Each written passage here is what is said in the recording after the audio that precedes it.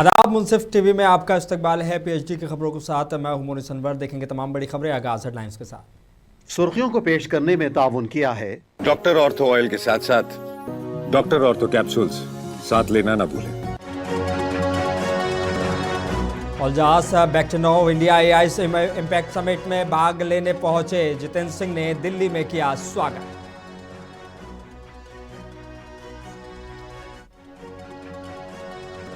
केंद्रीय मंत्री अश्विनी वैष्णव बोले, भारत सॉवरेन एआई मॉडल्स विकसित करेगा, भारतीय भाषाओं, छात्रों और शिक्षा सिस्टम से जोड़ा जाएगा।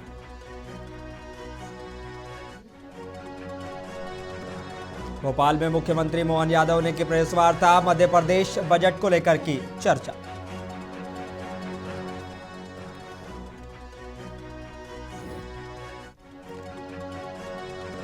आम आदमी पार्टी के नेता संजय सिंह ने पीएम केयर फंड के खर्च को लेकर उठाए सवाल, बोले पूरे देश को जवाब चाहिए।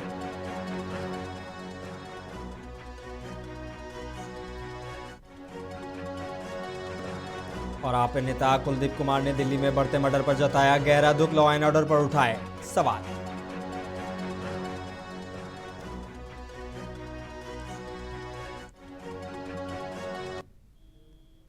आइए बुलेटिन की शुरुआत करेंगे कुछ अहम और बड़ी खबरों के साथ। कजाकिस्तान के प्रधानमंत्री दिल्ली पहुंचे हैं, जहां केंद्रीय मंत्री जितेंद्र सिंह ने उनका स्वागत किया है। वो 16 से 20 फरवरी तक नई दिल्ली के भारत मंडपम में चल रहे इंडिया एआई इम्पैक्ट समिट 2026 में भाग लेने के लिए पहुंचे हैं।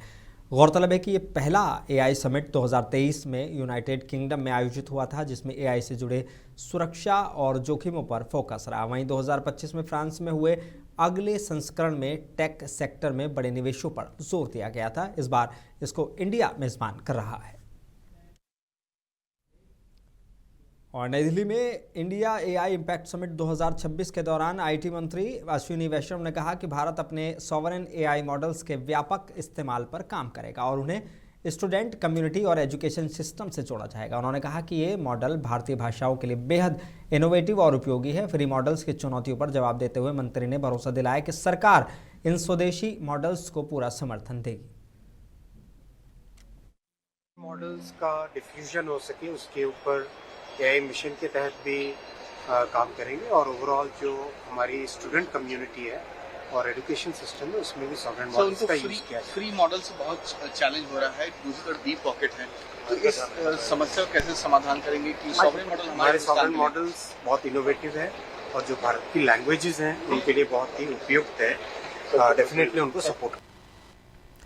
मध्य प्रदेश बजट सेशन को लेकर भोपाल में मुख्यमंत्री मोहन यादव ने कहा कि प्रधानमंत्री की दूरदर्शी नेतृत्व में देश लगातार प्रगति कर रहा है और मध्य प्रदेश भी सभी क्षेत्रों में विकास कर रहा है। राज्य सरकार ने उद्योग और बुनियादी ढांचे के लिए मजबूत प्रावधान किए हैं।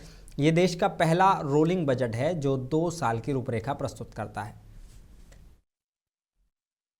यशस्वी प्रधानमंत्री के नेतृत्व में जिस प्रकार से देश आगे बढ़ रहा है, मध्य प्रदेश भी लगातार हर एक क्षेत्र में अपने आकार के साथ साथ विकास के पर्याप्त धनराशि रखते हुए लगातार आगे बढ़ने के संकल्प की तरफ बढ़ रहा है।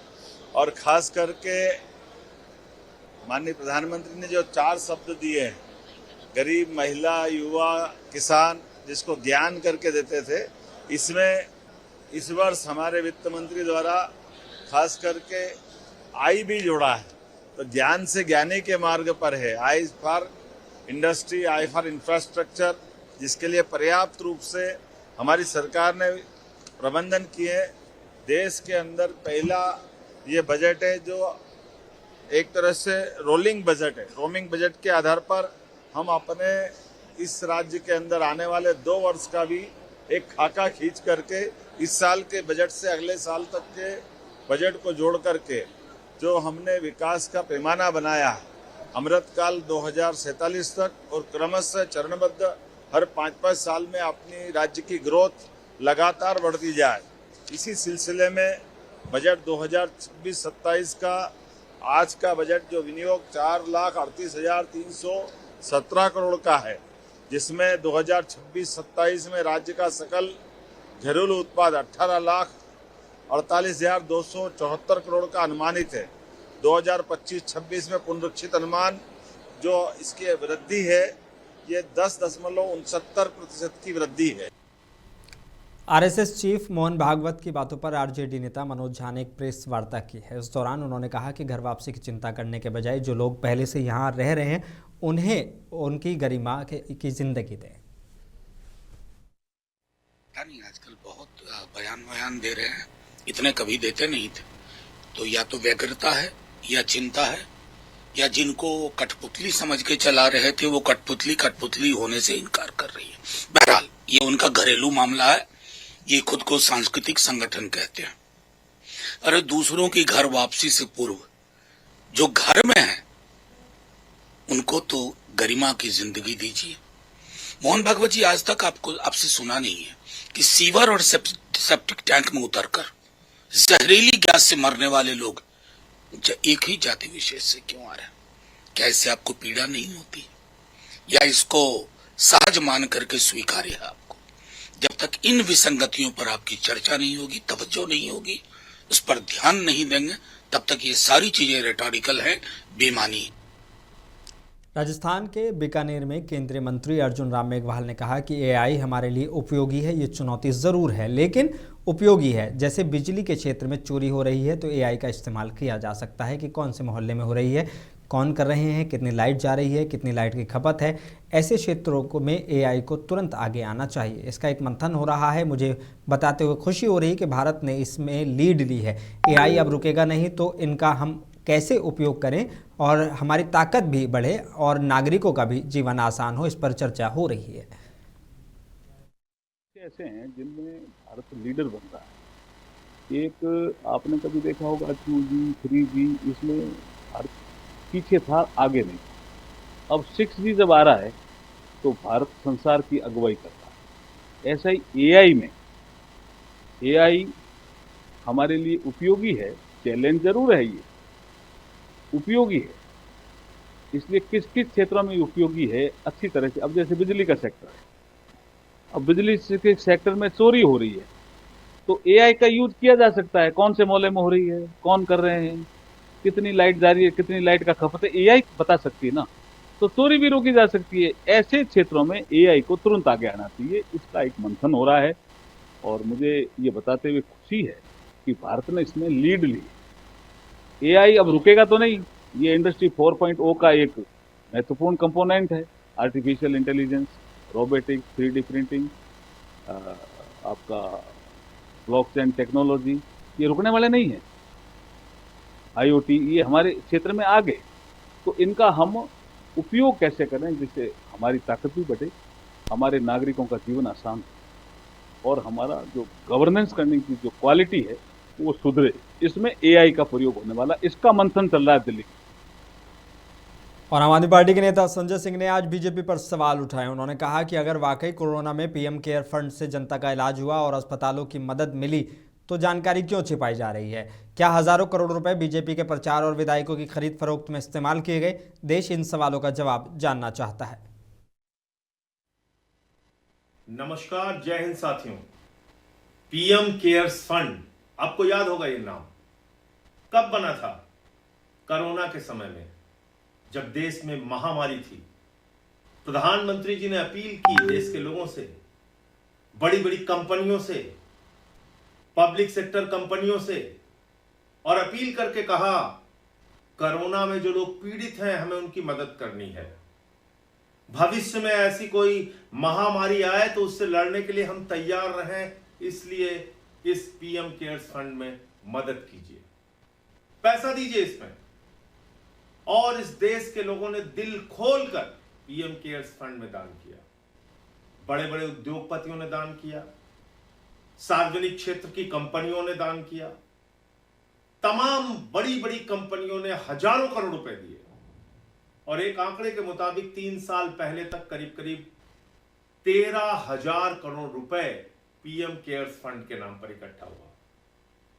बात तो पीएम केयर्स की है।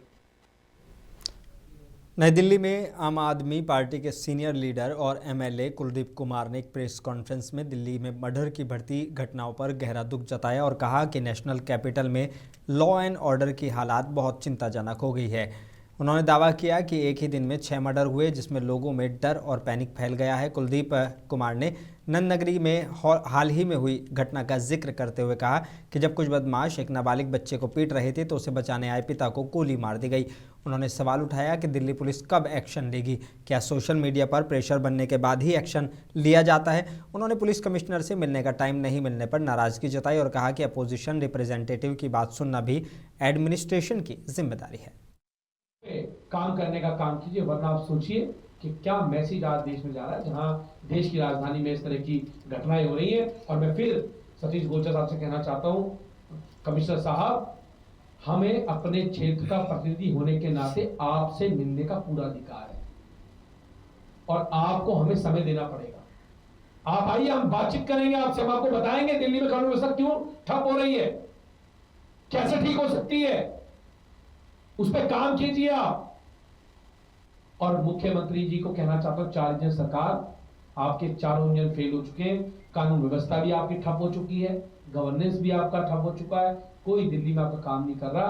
और आप सोचिए उस पिता की क्या गलती होगी जो अपने बच्चे को बचाने के लिए गया था और उसकी ही गोली मार के दिल्ली में हत्या करने का काम किया गया। आप सोचिए। उत्तराखंड के सीएम पुष्कर सिंह धामी का कहना है कि ग्राम पंचायतों से लेकर बॉर्डर इलाकों तक पूरे राज्य के बच्चों और खिलाड़ियों को अपना टैलेंट दिखाने का एक प्लेटफॉर्म मिला है।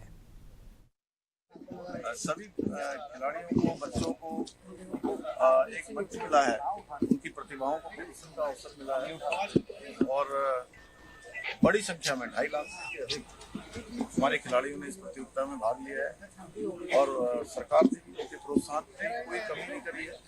और इसके पीछे नीचे कर लीजिए कि हमारे सभी बच्चों को, खिलाड़ियों को आगे आने का अवसर मिले, उनका प्रोत्साहन हो, खेलों के क्षेत्र में वो बेहतर करियर बनाए, प्रदेश का, देश का नाम रोशन करें। और 11 करोड़ रुपए की धनराशि डीबीटी के माध्यम से जो पुरस्कार विजेता हमारे खिलाड़ी हैं उनके सीधे बैंक अकाउंटों में भेजा जा रहा है। आगे भी हमारे सरकार खिलाड़ियों के लिए, जो सामान्य परिवारों में अच्छी प्रतिभाएं होती हैं, उनको कोई संसाधनों की कमी के कारण से उनकी प्रतिभा दबी न रहे, उनको आगे आने का मौका मिले। हमने नई खेल नीति में भी उसका प्रावधान किया है और स्पोर्ट्स लीगेसी प्लान भी हम बना रहे हैं। हमारे यहाँ पर राष्ट्रीय और अंतर्राष्ट्रीय स्तर की प्रतियोगिताओं के लिए कई सारे स्थान बन चुके हैं। स्पोर्ट्स यूनिवर्सिटी पर हमारा काम तेजी से चल रहा है।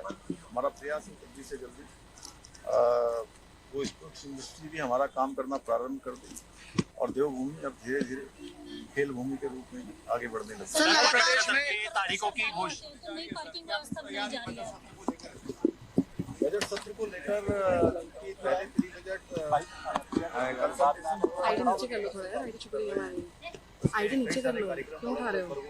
हो गए हैं। मैं भी उन कार्यक्रमों में भाग ले रहा हूँ और जो समाज के विभिन्न आयामों में, विभिन्न क्षेत्रों में काम करने वाले, चाहे वो हमारे व्यापारी बंधु हों, किसान हों, उद्यमी हों, स्वयं सहायता समूह की बहनें हों, हमारे जनप्रतिनिधि हों, व्यापारिक क्षेत्र में काम करने वाले लोग हों, समाज के क्षेत्र में काम करने वाले हों, उन सभी से उनके विचार ले रहे हैं और उस विचार के आधार पर अच्छा बजट हमारा प्रस्तुत हो, उसके लिए प्रयास किया। प्रदेश में पार्किंग को लेकर 11 स्थानों को जो है पार्किंग प्रोजेक्ट्स जो है आपके द्वारा चलाए जा रहे हैं, किस तरह से देखते हैं? 4 धाम यात्रा भी अभी होनी है। जिस प्रकार से पिछले सालों में हमारे यहाँ आने वालों की संख्या बढ़ी है, तो पार्किंग की कोई सुविधा न हो, कोई परेशानी न हो। 4 धाम यात्रा एक हमारी लाइफ लाइन होती है। वहाँ आने वाले यात्री, राज्य के अंदर अन्य स्थानों पर आने वाले पर्यटक, वो एक अच्छा अनुभव राज्य का लेकर जाएं। उसके लिए सभी सुविधाएं अच्छी हों, चाहे वो पार्किंग हो, आवास हो, पेयजल हो, सड़क हो, परिवहन हो, सुरक्षा हो, सब। फिरोजाबाद से खबर है, एआईएमआईएम पार्टी के जिला अध्यक्ष आसिफ इकबाल ने रमजान और होली के मौके पर शहर की सफाई और बुनियादी सुविधाओं पर ध्यान देने की मांग करते हुए नगर आयुक्त को ज्ञापन सौंपा है। उन्होंने कहा कि कल से रमजान शुरू हो रहा है और शहर में पानी की सप्लाई, बिजली, सफाई और जल भराव जैसी समस्याओं का खास ध्यान रखा जाए। पार्टी ने प्रशासन से अपील की है कि इन इश्यूज पर तुरंत एक्शन लिया जाए ताकि जनता को कोई परेशानी ना हो। जो ज्ञापन दिया गया है, किस तरीके का ज्ञापन है? आज हमने नगर निगम में जन समस्याएं जो फिरोजाबाद की कल से रमज़ान शुरू हो रहे हैं, उस पर्वत से हमने ज्ञापन दिया है। जो सफाई सुथराई है, जो जल भराव रहता है, फिरोजाबाद की समस्याएं जैसे लाइट कटौती है, इस संबंध में हमने नगर आयुक्त को ज्ञापन दिया है ऑल इंडिया मजलिस इत्तेहादुल मुस्लिमीन की जानिब से। अयोध्या से बड़ी खबर है, जहां अवधेश प्रसाद ने सिविल लाइंस स्थित एक होटल में प्रेस कॉन्फ्रेंस कर बीजेपी पर मतदान के अधिकार को खत्म करने का आरोप लगाया। सांसद ने कहा कि बीएलओ पर इतना दबाव और प्रेशर है कि कुछ आत्महत्या तक कर रहे हैं। सांसद ने बताया कि समाजवादी पार्टी 24 तारीख को अयोध्या की हर तहसील पर धरना और प्रदर्शन करेगी। इस मौके पर पूर्व मंत्री पवन पांडे, पारसनाथ यादव, हामिद जाफर मीसम समेत कई सपा के वरिष्ठ नेता मौजूद रहे।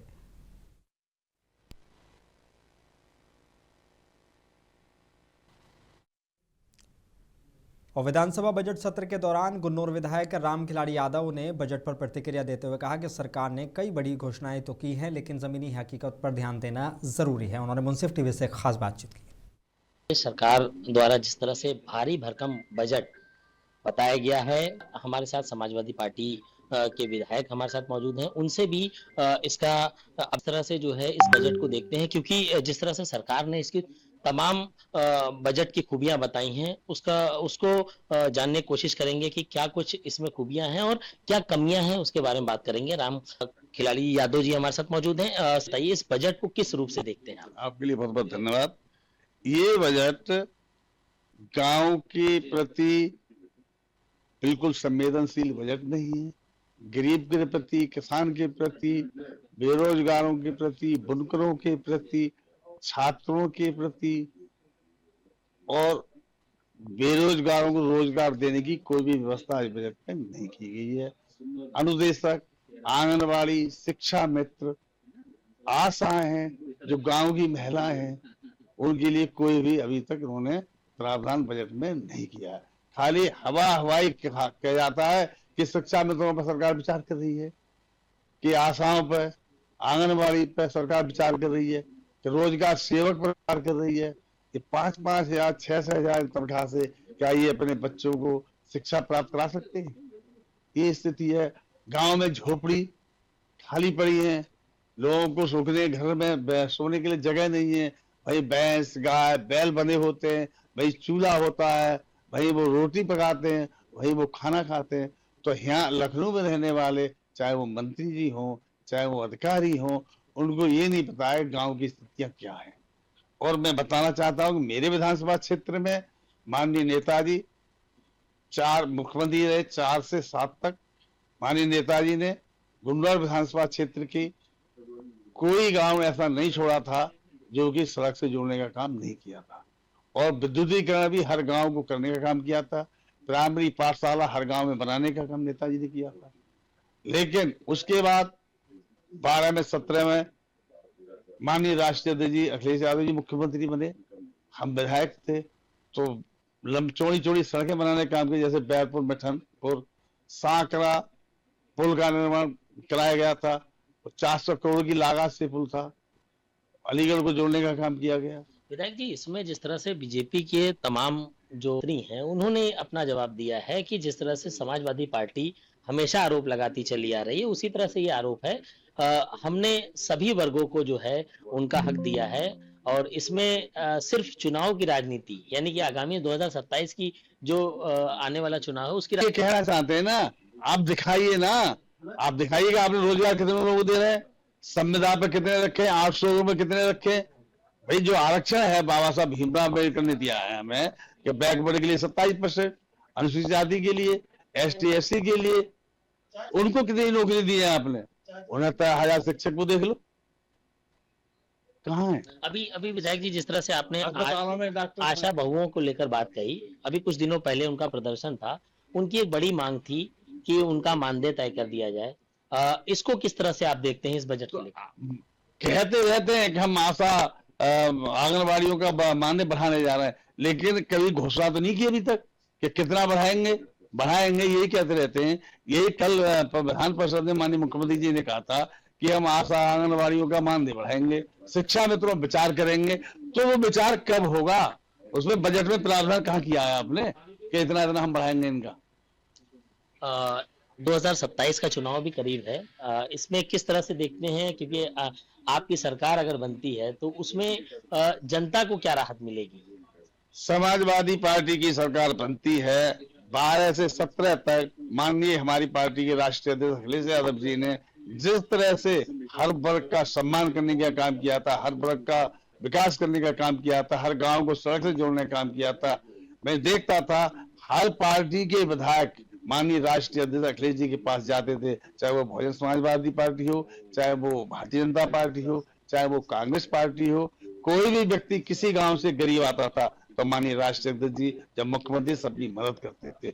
लेकिन आज भारतीय जनता पार्टी में समाजवादी पार्टी के विधायकों को की परीक्षा की जाती है, उनके क्षेत्रों में विकास कार्य नहीं किया जाता है। लोग परेशान हैं, गांव दुखी है, पुरानी सड़कें हैं, नेताजी की माननीय अखिलेश जी के जमाने की सड़कें जो हैं सब टूटी पड़ी हैं, कहीं कोई मरम्मत का काम नहीं हो रहा है, लोग परेशान है। चलिए, बहुत शुक्रिया। तो हमारे साथ रामखिलाड़ी यादव जी मौजूद थे। उन्होंने बताया कि जो बजट है वो जमीनी स्तर पर काम नहीं कर रहा है, सिर्फ कागजों पर है, क्योंकि जिस तरह से जो आरोप लगा रहे हैं वो इनका ये कहना है कि धरातल पे अगर ये बजट आता है, लोगों को फायदा करता है, तो उसको कहीं ना कहीं दिखना चाहिए। समाजवादी पार्टी के तमाम विधायक ऐसे हैं जिन्होंने अपनी बात रखी और ये बताया कि धरातल पर कहीं भी नहीं दिख रहा है इस बजट का जो रूप है। और हम अगर 2027 में आते हैं तो हम जनता के लिए पूरा प्रयास करेंगे कि कहीं ना कहीं जनता को पूरी तरह से राहत दी जाए। लखनऊ से मुंसिफ टीवी के लिए आलम हासिल। फिरोजाबाद से बड़ी खबर है। आगरा और अलीगढ़ परिक्षेत्र के उपनिदेशक डेप्यूटी डायरेक्टर फायर सर्विस ने फायर ब्रिगेड कार्यालय का निरीक्षण किया है। उन्होंने अधिकारियों को दिशा निर्देश दिए और अग्निशमन उपकरणों, फायर टेंडर और अन्य तकनीकी मामलों की जानकारी साझा की। उनका उद्देश्य था कि विभाग की प्रिपेयरनेस और रेस्पॉन्स सिस्टम को और मजबूत किया जाए ताकि इमरजेंसी में तुरंत एक्शन लिया जा सके। ये वार्षिक निरीक्षण था जो है, और इसके पहले समय समय पे उच्च अधिकारियों को जो भी आदेश आते हैं उसी के तहत निरीक्षण किया गया था। जैसे अग्निकांडों पे गाड़ियों का रिस्पांस टाइम, गाड़ियों के फायर फाइटिंग सिस्टम, उनके होज पाइप, सारी चीज़ों का निरीक्षण किया गया, टाइम को चेक किया गया। और ये आगामी फायर सीजन को देखते हुए हम लोगों ने जो है ये तैयारियों के तहत हमने इसका आज फायर स्टेशन फिरोजाबाद पे निरीक्षण किया है। बादा से खबर है। पाक महीने रमजानुल मुबारक की तैयारियां पूरी जोरों पर हैं। शहर की प्रमुख जामा मस्जिद और ईदगाह में साफ सफाई, दीवारों की रंगाई पुताई, नए कालीन और रोशनी के इंतजाम किए जा रहे हैं। धार्मिक गुरुओं के अनुसार 18 फरवरी को चांद दिखा तो 19 फरवरी से पहला रोज़ा होगा। बच्चों और युवाओं में खास उत्साह देखा जा रहा है। खासकर पहली बार रोज़ा रखने वाले घरों में भी सहरी और इफ्तार का सामान खरीदना शुरू हो गया है। माह इबादत की खुशियों की तैयारियां पूरे शहर में नजर आ रही हैं।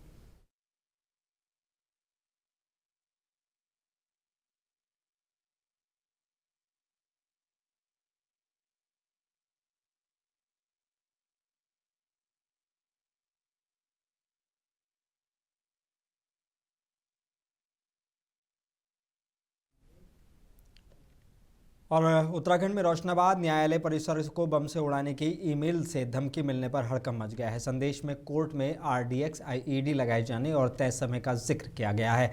सूचना मिलते ही पुलिस, खुफिया एजेंसी और बम निरोधक दस्ता मौके पर पहुंचा। परिसर खाली कराकर तलाशी ली गई। ईमेल को तकनीकी जांच कर साइबर सेल भेजने वाली की तलाश में जुटी है। बता दें कि इससे पहले उत्तरकाशी और नैनीताल में भी इसी तरह की धमकी मिल चुकी है।